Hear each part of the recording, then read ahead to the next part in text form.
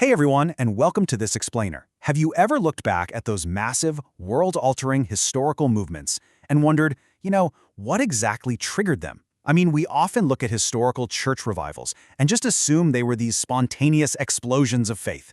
But what if they aren't? What if there's actually a single, hidden catalyst behind literally every major church revival in history? Well, today, we're looking at a fascinating set of data and historical accounts to answer exactly that. Our source material today is Prayer That Brings Revival by David Yonggi Cho. And listen, this isn't just some dusty theoretical textbook. It actually provides the concrete blueprints used to build what became the world's largest single congregation. We're talking about the Yoido Full Gospel Church in Seoul, Korea, which grew to a staggering 750,000 members. I mean, just pause and think about that for a second. That is literally the population of a major city, all gathering in one church. So how on earth did a community grow that large? Well, Cho argues that it's an architectural certainty. Global movements are absolutely always built upon the foundation of intense, dedicated prayer. Okay, let's dive right into this blueprint. We are going to cover 4 things today. First, the history of prayer revivals. Second, weekly group intercession. Third, amplifying impact through fasting. And fourth, focused prayer with banners. All right, starting us off with Section 1, the history of prayer revivals. To really understand local church growth, the source argues that we've got to first establish the macro foundation, and that premise is simple. Every major global movement is built on prayer. Looking back, before the church was even officially born in 33 AD, the disciples were in the temple, continually praying. Jump ahead to the 1500s. The Reformation didn't just magically happen out of nowhere. It was born right after Martin Luther locked himself in the tower of the Black Monastery for a season of incredibly intense, isolated prayer. In the 1700s, John and Charles Wesley spent hours in prayer and fasting, which birthed the worldwide Methodist revival. And as the 20th century rolled in, dedicated seasons of prayer and fasting completely preceded the massive spread of Pentecostalism.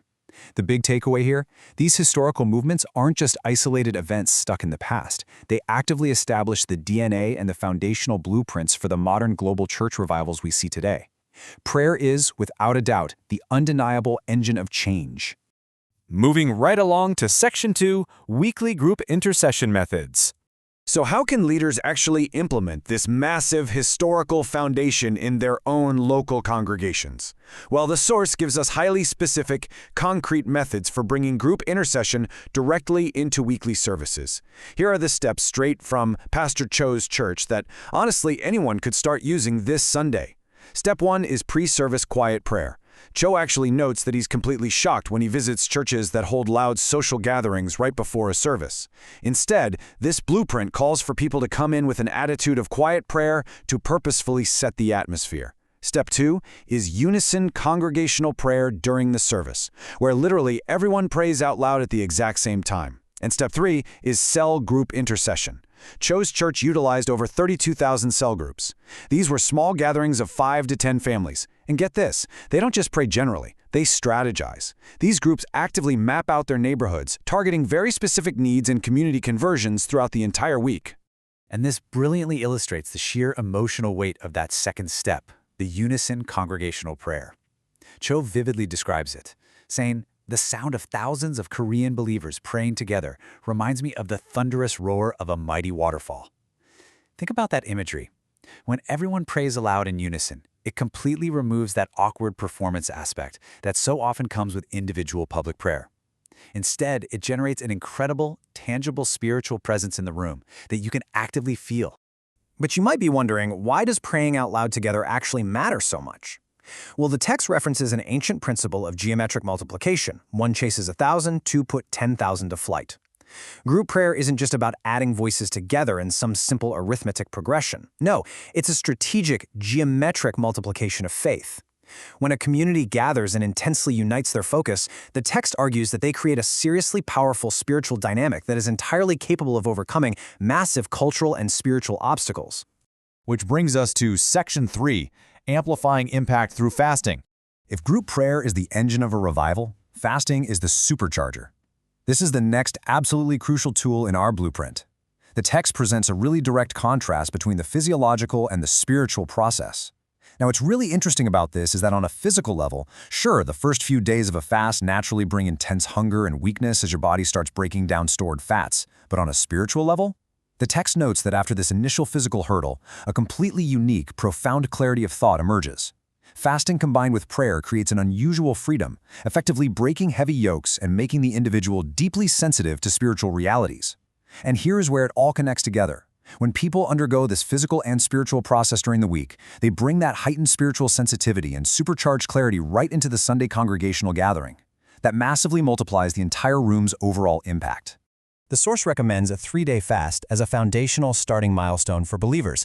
Once individuals get accustomed to 3 days, they eventually progress to 7 and even 10-day marks. And to actually facilitate this, they establish something called Prayer Mountain in Korea. This is a dedicated retreat where anywhere from 3,000 to 10,000 people gather daily just to fast and pray. I mean, imagine that scale for a second.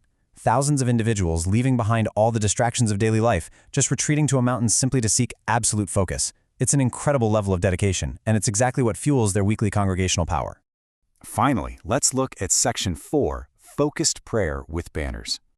To prove that these methods totally work cross-culturally and aren't just unique to Korea, the source details a super fascinating case study in Pensacola, Florida, at the Brownsville Assembly of God. Following a prophetic word about a coming revival, the church leadership decided to get highly organized with their intercession. Instead of just offering vague prayers, they created literal physical prayer banners to give their congregation a concrete framework to focus on specific local community needs. They grouped these visually, creating banners aimed specifically at the family unit, children, and lost souls. They had banners dedicated to local schools and government leaders, and banners targeting physical healing and their pastors. It served as a visual, continual reminder of exactly what their community required. And to make sure this method actually functioned practically, they instituted what they called banner leaders. A banner leader is an assigned individual who gathers specific real-time requests related to their theme and then leads focused corporate prayer right around that physical banner. Imagine someone bringing the specific name of a local high school or maybe a sick community member directly to a banner leader to pray over before the whole congregation joins in. They took completely abstract prayer concepts like, just saying, pray for the schools, and transformed them into highly focused, organized, and deeply engaging intercession. This strategic conditioning directly laid the groundwork for a massive, multi-year revival right in their city.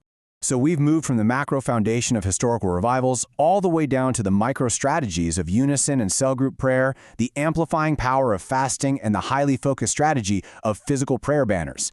The blueprint is fully laid out for you. So as we wrap up this explainer, I want to leave you with a direct, provocative challenge drawn straight from the text itself. If you truly desire to see a massive positive shift in your community, your city, or your nation, if not now, when? If not you, who? If not here, where?